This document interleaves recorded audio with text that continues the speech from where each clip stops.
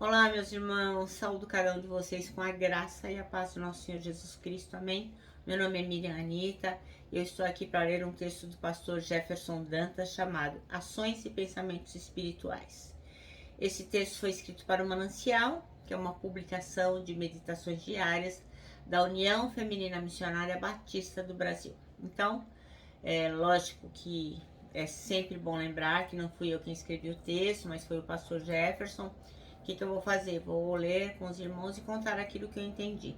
Sempre lembrando, quero sempre reforçar que o importante é a palavra de Deus. Os irmãos devem se ater à palavra de Deus. Peguem a sua tradução, leiam, ouçam o que eu vou ler, meditem, façam o seu devocional e assim vocês poderão tirar suas conclusões, amém? Vamos orar? Precioso Jesus Cristo, que tu possas, segundo a tua misericórdia, nos orientar, nos ensinar e que nós possamos estar atentos para ouvir.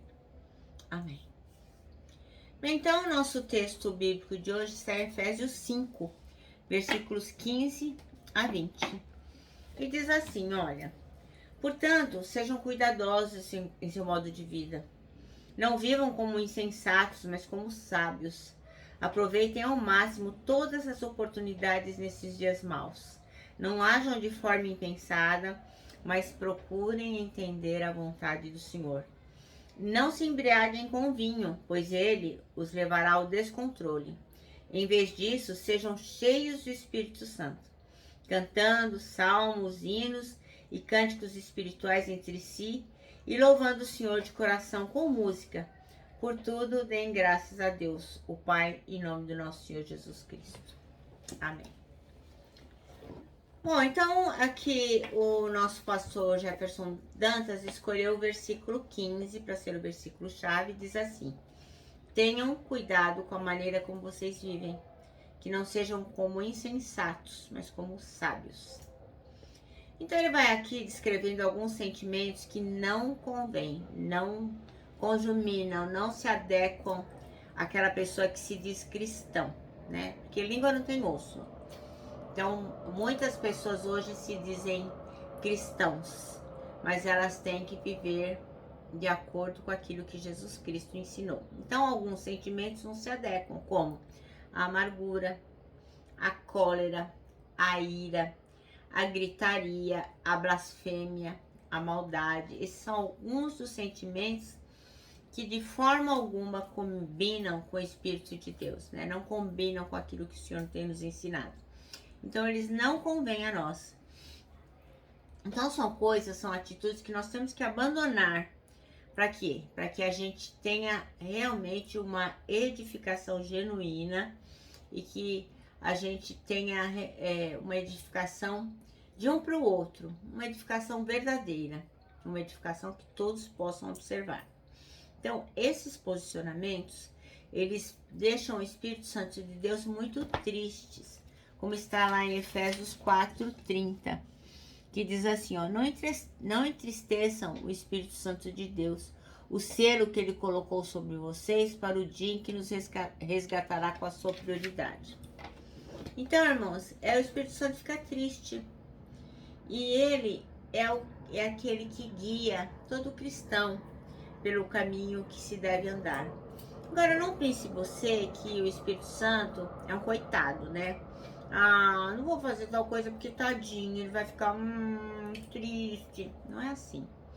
Na verdade, o que a palavra quer dizer é assim, que o Senhor se entristece em nos ver cometendo coisas das quais ele não se agrada. Então não é que o Espírito Santo é um coitadinho. Não, não. Nós é que passamos por uma situação difícil, uma situação que não agrada ao Senhor, quando tornamos o Espírito Santo de Deus tristes pelas nossas atitudes. Então, quando ele coloca aqui um exemplo, né? Que ele fala assim, que quando os jovens contrariam os avisos, quando alguém chama a atenção de um jovem, quando eles não aceitam conselhos dos pais, eles acabam ofendendo e ferindo aqueles que tentam orientá-los. Assim também, agir contrariamente às orientações e direcionamento do Espírito Santo vai causar o quê? A tristeza em Deus. e certamente nos trará consequências desagradáveis. Então, quando você diz para um filho, para um sobrinho, para um neto, uma pessoa amada, olha, não faça tal coisa, e ela te desacata, ela te afronta, ela não se importa, você fica triste. Mas você sabe que quem vai sofrer as consequências daquilo que ele escolheu vai ser aquela pessoa que deixou de te ouvir, deixou de ouvir um conselho seu. E é a mesma coisa que acontece com o Espírito de Deus. Então, as ações e pensamentos devem trazer o quê? Cura para o mundo, né? Então nós temos que agir de uma forma como se nós trouxéssemos um bálsamo de Deus, né? Com aquilo que a gente age, com aquilo que a gente fala, com aquilo que a gente vive. Então nós curamos o mundo através dos nossos pensamentos, das coisas que nós trazemos, quando eles estão de acordo com a palavra de Deus, né? O nosso ministério tem que ser sempre o da reconciliação. Então, a Igreja de Jesus deve fazer a diferença neste mundo.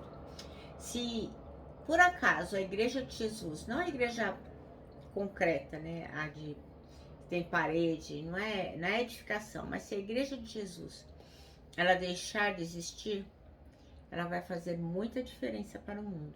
E você, se você deixar de existir, o mundo sentirá sua falta?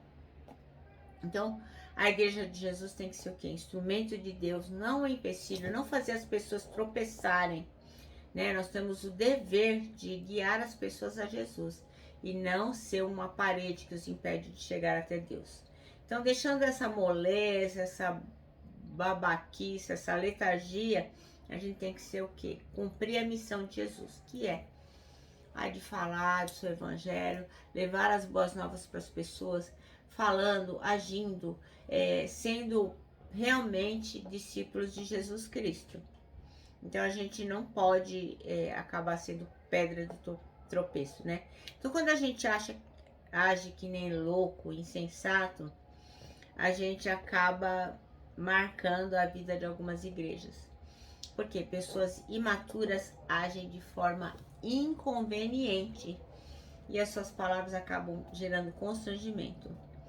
E muitas pessoas deixam de frequentar a Igreja de Jesus Cristo, deixam de ir ao culto, deixam de ouvir uma palavra, por quê? Porque você foi insensato, porque aquele irmão falou que não devia, porque aquela fulana agiu como não deveria. Porque para o mundo, ele não entende isso que está acontecendo. E isso não é o que o Senhor nos admoesta, nos ensina a fazer, né?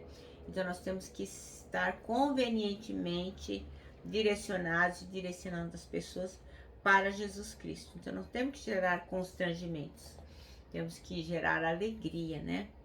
Então, quando a gente age assim de forma louca, insensata, a gente não está tendo uma posição de uma pessoa que aceitou Jesus Cristo como Salvador da sua vida, como um cristão.